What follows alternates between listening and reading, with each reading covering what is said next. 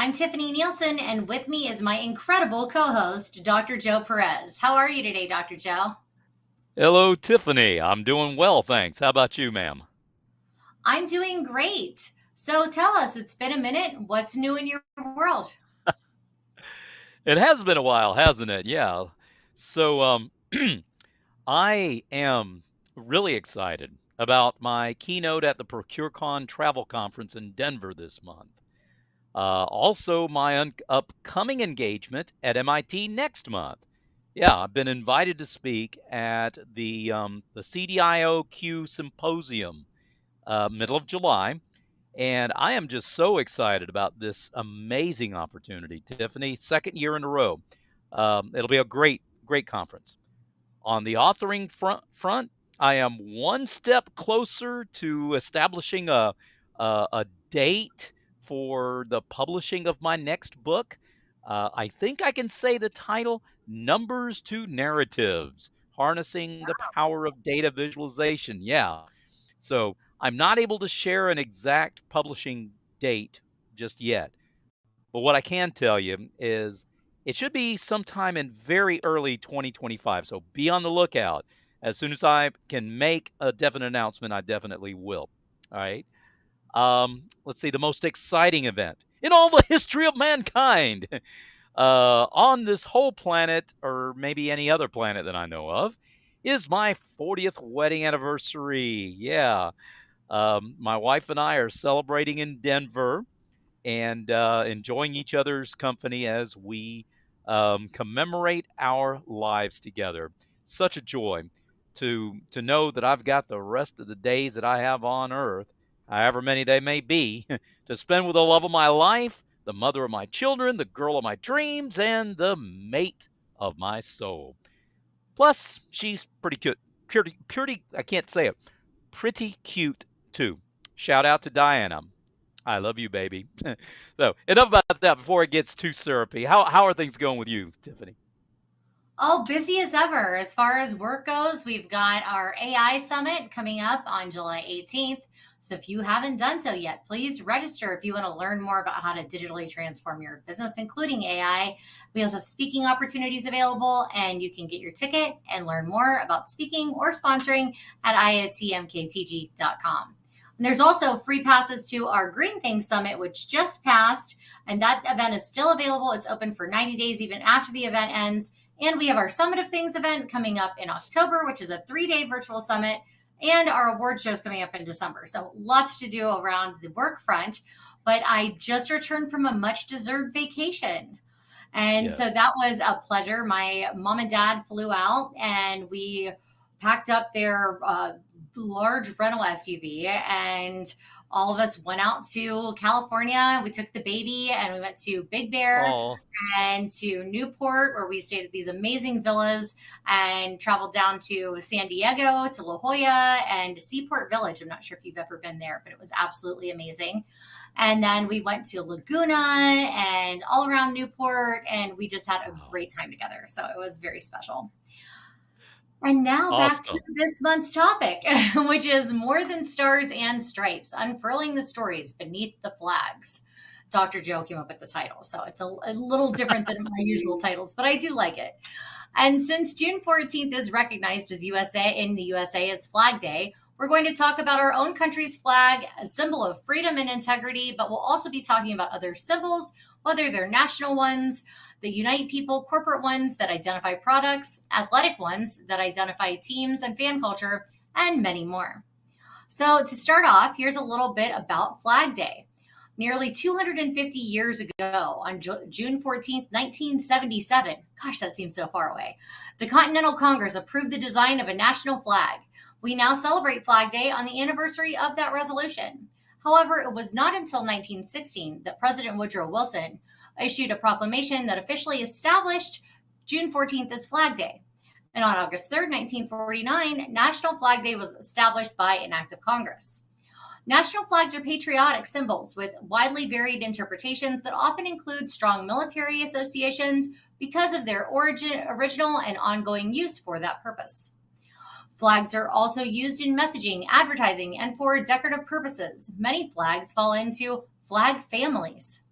The study of flags is known as vexillology, from the Latin vexillum, meaning flag or banner. And flags are powerful symbols that tell stories about who we are, what we believe in, and the causes that we hold dear. So, Dr. Joe, how do flags go beyond representing a single nation? They seem to unify people in all sorts of ways. Yes, they do, Tiffany. Excuse me. Um, great concept, Tiffany. Think about sports fans, right? They wear their team jerseys. That's kind of like a flag. I mean, it's not just about the colors or the logos, but it's about showing loyalty and sharing that passion with everyone else. Flags work in the same way, on a national level, embodying the country's values and aspirations and that kind of thing. It gets even more interesting. Pirates, for example, would fly a neutral flag to disguise themselves in their ship. They would hoist their colors, matey, with their, the skull and crossbones, right? When they were ready to attack. We even have an expression for that, flying under a false flag, we say, which means deceiving someone by pretending to be something you're not. Now, this tactic has been employed throughout history, from espionage to political intrigue and subterfuge, whatever you want to call it. Um, Imagine a ship sailing under a friendly flag only to reveal its true intentions later. And by that time, it's too late for the unsuspecting target, right? So, the concept of flying under a false flag extends beyond the high seas, infiltrating realms of intrigue and infiltration, where appearances can be as treacherous as hidden agendas. So, yeah, flags can be used for more than just national pride. Wouldn't you say, Tiffany? Absolutely, Dr. Joe. And that was certainly the case with the Gadsden flag and the Spirit of Liberty, the iconic yellow banner with a coiled rattlesnake and the words, "Don't tread on me." Yeah. They might seem like a simple symbol of American defiance, but the Gadsden flag has a rich history dating back to the Revolutionary War. It embodied the spirit of the colonists who refused to be bullied by the British crown. And this flag, with its powerful message, continues to resonate with those who value individual liberty and stand against oppression. A similar story, and an interesting one, about how flags can stand up against opposition.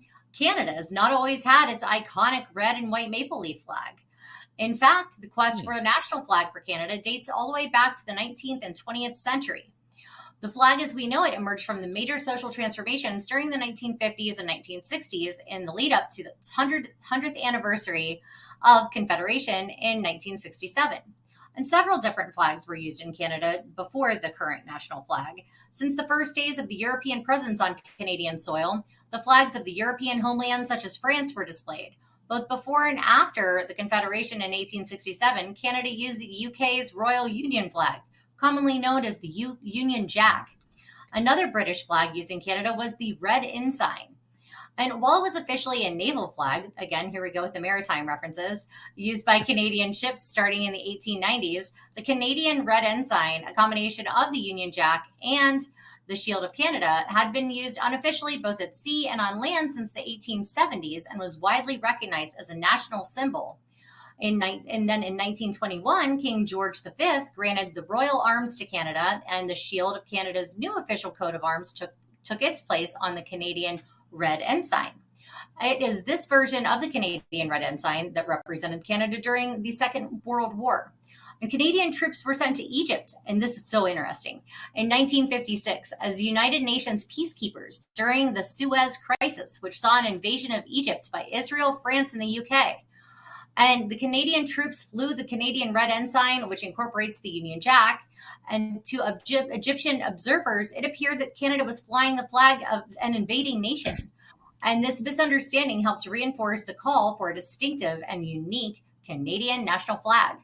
The new maple leaf flag was made official by a proclamation from Queen Elizabeth II on January 28, 1965. And on February 15th of that year, it was inaugurated in a public ceremony where thousands of Canadians gathered as the Canadian red ensign was lowered, and at the strike of noon, the new national flag of Canada was hoisted. And Prime Minister Pearson's words on the occasion resound with hope and determination. May the land over which this new flag flies remain united in freedom and justice, sensitive, tolerant, and compassionate towards all. And we've seen all kinds of things going on in Canada, so we'll hope that it stays that way. Can you think of any other flags that were also powerful symbols of people standing against oppression, Dr. Joe? Absolutely. There are quite a few examples that that I know of. One of them is I think it's quite interesting. Let's say it this way. I'd like for you to go back in time with me, all right, in your imagination. Say maybe 35 years or so. Imagine for a moment a simple student banner bearing the inscription, just two words: truth prevails. And imagine that simple banner sparking a peaceful revolution that toppled a communist regime. Now, that's the backdrop for the story that came to be known as the Czech Velvet Revolution of 1989. To give you a little more background, a group of students in Prague, and yes, I said Prague, my wife and I just came back from there a few weeks ago, as a matter of fact. And thankfully, while we were in Prague, there were no revolutions going on, velvet or otherwise, thank God, you know. But anyway, these students, inspired by the ideals of freedom and democracy, created a flag that became a symbol of their resistance against the oppressive government that was in power at that time. Now, although the specifics of the flag would vary from, group to group, it was typically a large rectangular flag that prominently featured the colors of their national flag, which incidentally just happened to be red, white, and blue.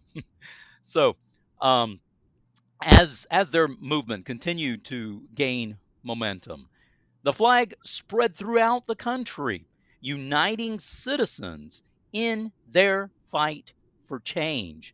And this seemingly ordinary student banner, all it is just a big old piece of cloth, okay, through its powerful message of those two words and its symbolic impact, it played a pivotal role in bringing down a dictatorship and paving the way for a new era in Czech history. So, yeah, that's what they called it, the Velvet Revolution. See, it was called this pretty much due to the remarkably peaceful and smooth transition to power. I suppose much like the gentle touch of velvet, perhaps. And this led to the end of 41 years of one-party communist rule in a country that, well, at that time it was called Czechoslovakia. Certainly in stark contrast to the more violent ways that other communist regimes were toppled in and around that same period of time of the late 80s, early 90s. But you know what, Tiffani? It does not always have to be about a revolution. I mean, sometimes flags could just be all about people being on opposite teams. Isn't that right, Tiffani? Yes, indeed, Dr. Joe. Speaking of people being on opposite teams, in sports, flags symbolize deep emotions, unity, and pride of teams, groups, or entire nations. These symbols play a crucial role in various events such as championships, local competitions, and fan gatherings by creating a unique and rousing atmosphere. Pennants are a form of flag associated with American sports teams such as Major League Baseball and college sports teams. In association football, linesmen carry small flags along the touchlines. They use flags to indicate to the referee potential infringements of the laws or who is entitled to possession of the ball that has gone out of the field of play, or most famously, raising the flag to indicate an offside offense. In American and Canadian football, referees use penalty flags to indicate that a foul has been committed in the game. The phrase used for such an indication is flag on the play. And there are also racing flags and many other uses for flags within sports, even making a game based on the flag itself, such as Capture the Flag, Yeah. a game that embodies the symbolic power of flags. You know, the colors of those flags in Capture the Flag are usually pretty arbitrary, chosen just to differentiate the teams. But in the real world, flag colors often hold deep symbolic meaning. Dr. Joe, you mentioned pirates striking the colors, RE matey, earlier, Arr. and that got me thinking about how different flags with different colors have different meanings, right? Like the white flag of surrender. And what other special colors of flags do you know about, Dr. Joe? Oh yeah, you make an excellent point about the colors of different flags. Right, absolutely right about the white flag of surrender, Tiffany. And yeah, there are indeed several different colors for special flags, each of which has a distinct purpose. For example, the white flag that you already mentioned, right, symbolizing surrender, peace, purity. During the Eastern Han Dynasty in China, and this would be around, maybe the first 3 centuries AD. Soldiers adopted white surrender flags to express sorrow in defeat.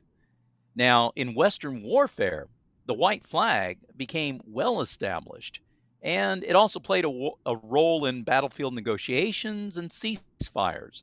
Now, this was later made official, codified, if you will, in the Hague and Geneva Conventions of the 19th and 20th centuries. The rationale being that, well, white is such a highly visible color even in poor conditions of the weather, thus easily recognizable and universally accepted as the perfect blank canvas, if you will, to symbolize cessation of hostilities. In auto racing, you mentioned that a little bit. The white flag indicates the last lap of the race, warning drivers that, well, this contest is about to end, guys. So then there's the black flag. First thing that comes in everybody's mind, of course, is piracy, that you already mentioned. But there's also the plague. There's also mourning that people might not have considered. So first, the Jolly Roger, R matey, you talked about that earlier. Anyway, that flag is black, emblazoned with a white skull and crossbones symbol. That is so iconic. But there was more to the Black Flag. During the bubonic plague, for example, cities would fly solid black flags to signal that most of their residents were stricken with that disease. Um, since black absorbs all light, well, using the color black, I mean, as a sign of mourning, symbolizes the absorption of pain and sorrow for the mourners. Then there's yellow. I think disease and quarantine. The yellow flag. It was called the Yellow Jack flag. It was flown on ships to signal that they might harbor a dangerous disease on board and they needed to be quarantined. Okay, this plain yellow flag, symbolizing Q for quarantine of all things, has a maritime origin. We talked about maritime things, right? As a matter of fact, it connects to Quebec's iconic I can't say that, fleur de lis flag. In auto racing, we talked about that a little bit. The yellow flag warns drivers that there's some kind of hazard that is on the track or close to the track. Um, let's see, then there's the red flag, right? You think of the color red, you think warning, danger, right? The red flag of warning, It's also revolution and defiance, from maritime warnings to political movements. Typically, flags that are red when they are unfurled, plain red, this gives a universal signal that demands attention one way or the other, and change as well, often revolutionary change. Another way that a red flag is used that indicates change, if you will, or the demand for change, or the demand for your attention, is the red flag that's used in Formula One racing. All right, it means the session has been suspended and drivers need to reduce their speed and return to the pit lane. I didn't know that. until I researched this. Another variation on the red flag is the Red Cross. And that, of course, is, the universal symbol of medical aid and neutrality. You don't shoot at a hospital ship, at least you're not supposed to. Quite often the Red Cross will be shown on a plain white background, right? The medical aid of the red, the neutrality of the white, all in one powerful symbol without having to have any words on it. That's the whole idea, with all of these special flags that are just these one solid color that we've been talking about, Tiffani. The white, the black, the yellow, the red, and so forth. It's just a simple, solid color. No words are necessary. Why? Because each of those are already creating a mental picture, an emotional picture within the mind of the person who sees it. And that's why they were so effective and still are effective to this day in, well, the purpose that they're trying to accomplish. With all the talk about these various types of flags, I believe that we've now come full circle, haven't we, Tiffani? Yes, you're right, Dr. Joe. We have. And that was pretty deep that you got into. I really like all of the information that you shared there. And let's get back to national flags. Since we're in the month of Flag Hmm. Day, most of us would normally think of national flags as having a horizontal orientation, that is, being rectangular in shape, generally twice as long as they are tall or more. But throughout the world and throughout history, there have been other flags that don't exactly fit the mold and might even seem strange to some people. Take the flag of Switzerland. For example, it's shaped like a big square, which is pretty unique. Well, not completely unique, because alongside the Swiss flag of the Vatican City, an independent city state within Rome, is the only other square national flag in the world. Then there's the flag of Nepal, which is shaped like a combination of two stacked triangles. And the jagged Huh. edges represent the Himalayan mountains, emphasizing the country's lofty peaks. The blue border symbolizes peace and harmony, while the red background, Nepal's national color, signifies the brave spirit of its people. The sun and moon symbols express hope that Nepal will endure as long as the celestial bodies. How awesome is that? And Wow. what other fascinating and distinct national flags have you heard about, Dr. Joe? Oh man, quite a few. Well, not really all, as you said, the majority are going to be that rectangular orientation. And you've mentioned some pretty doggone interesting flags. Another one, I think, it's still rectangular, but it's got interesting symbology. The flag of Mozambique. It has horizontal stripes of green, black, and yellow. But on the left side, there's a red triangle with an AK-47 rifle crossed with a hoe, all that beneath a yellow star. Quite interesting. The flag of Kyrgyzstan might remind you of the official logo for the International Basketball Federation, but it's not. It holds a much deeper meaning. Um, this flag design was designed after the country's independence from the former Soviet Union in 1991. The flag features a sun. I mean SUN, like the sun up in the sky, that is, in the center of it. Now, the sun represents peace and wealth, and it's set against the red background, and that symbolizes valor and bravery. The 40 rays surrounding the sun on all sides represent the 40 different Kyrgyz tribes. I love that word, Kyrgyz. I always wanted to say it because it doesn't look like what it's pronounced. But anyway, the 40 Kyrgyz tribes that were unified by the epic hero Mansus, I think his name is, against the Mongols. Well, anyway, inside that sun, a tunduk symbol symbolizes the traditional Kyrgyz yurt, signifying family and home. And if you didn't already know that, a yurt is a large, round tent-like structure that's popular over there. Um, Earlier, we talked about those special symbolic flags, right? The ones that have just the one single color.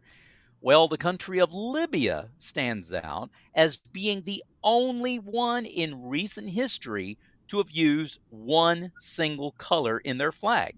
From 1977 all the way to 2011, Libya's national flag consisted of a solid green field.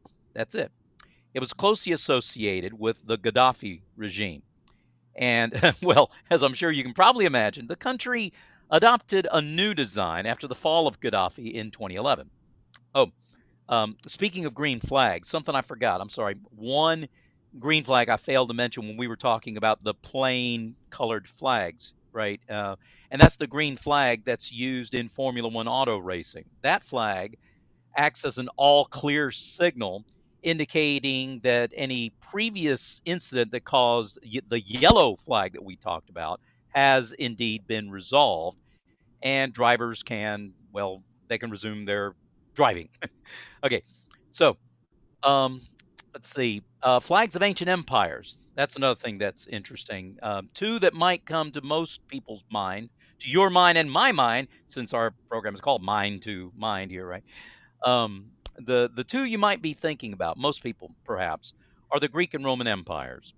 Okay, well, some might not know this, but neither of those empires had a standard national flag as we might think of them in modern terms and times. In fact, the concept of national flags, as we know them today, was not common in ancient times. For instance, in the Greek Empire, each of the city states had its own unique symbol and banner, often representing the city's patron deity, legendary heroes, or some other significant aspects. Like the city of Athens used an owl as their symbol, and that was associated with the goddess Athena. Corinth used a Pegasus, the winged mythical horse, as its symbol. The city of Thebes had a shield with a sphinx as its symbol. So the Greek armies used military standards, banners that were called vexilla, harkening back to the word flag that you so eloquently mentioned earlier. It would consist of a tall pole with various symbols attached to the top. Now, as for the Roman Empire, they used various symbols and military things as well, and they represented their power and identity as Rome. These standards or banners often featured eagles, and as many know, that was the symbol of Roman power and authority.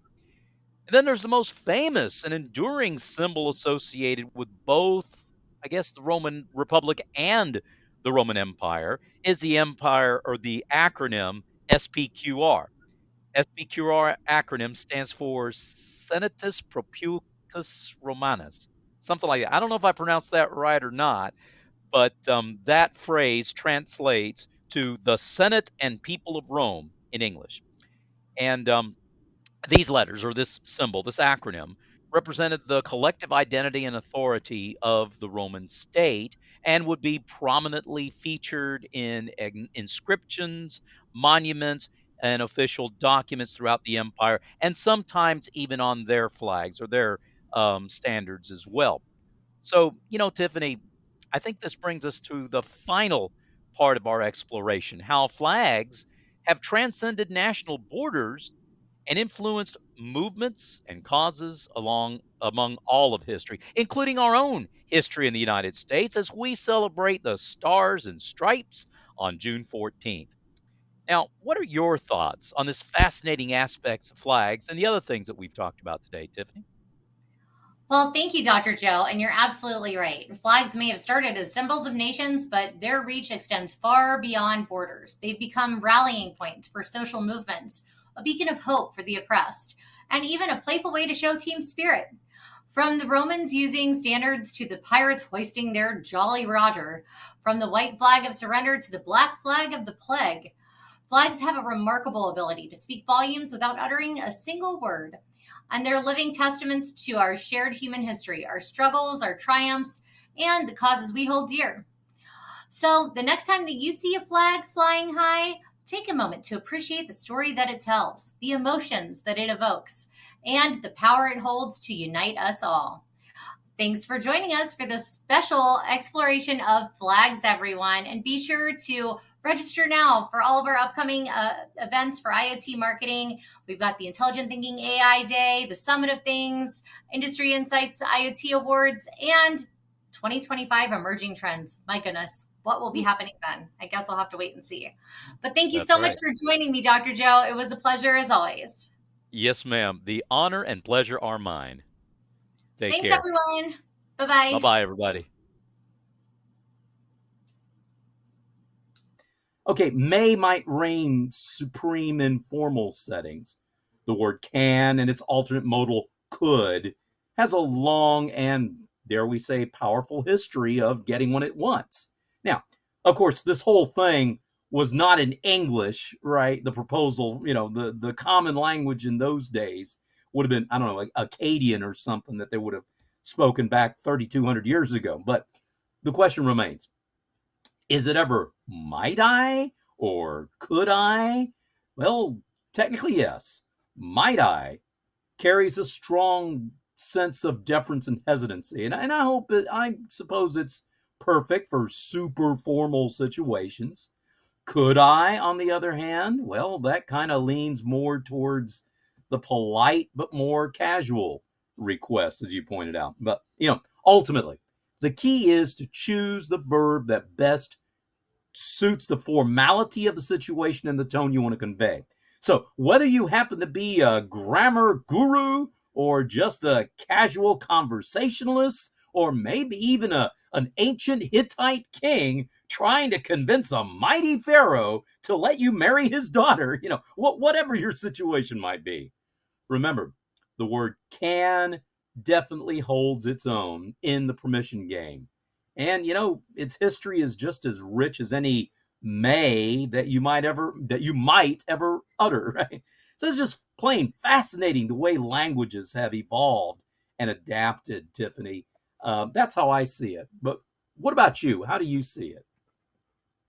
Well, thank you for sharing that, Dr. Joe. And I loved your story dating back to 1200 BC. And Yeah. that was in an entirely different language. So, for anyone watching, if you're watching in another language and, could, can, may, and all the other modal verbs mean something different in your language, we'd love to hear from you on what you commonly use and your thoughts and feedback on this. Feel free to chat with us in the comments of this video. We'd love to hear your feedback on which modal verbs you prefer. And, especially if you're watching from another language. And you're so wise, Dr. Joe, and I just appreciate you sharing such interesting historical facts with us. Thank And you. it certainly is interesting how languages evolve, and who knows what words will survive the test of time for existence and be common use 1,000 years from now. And I feel that words and speech are imperative for communicating. And while using can, may, could, might, ought, may appear seemingly insignificant, taking the time to examine their use can be life-changing. And it can make all the difference, or shall I say, it may make all the difference, or it will make all the difference. I would choose not to say it might make all the difference. Do you see the difference? Well, I think that's all we have time for today. But thank you all so much for joining us. I hope you found something valuable from this conversation. Be sure to register for those other upcoming events at iotmktg.com, the AI Day, AI Summit, and the Summit of Things. And Dr. Joe, it's always such a pleasure. Thank you for joining me today and sharing with us your words of wisdom. You're very kind, Tiffani. The honor is mine, and you're still the best, in my opinion. Thank you so much, everyone. Have a great day.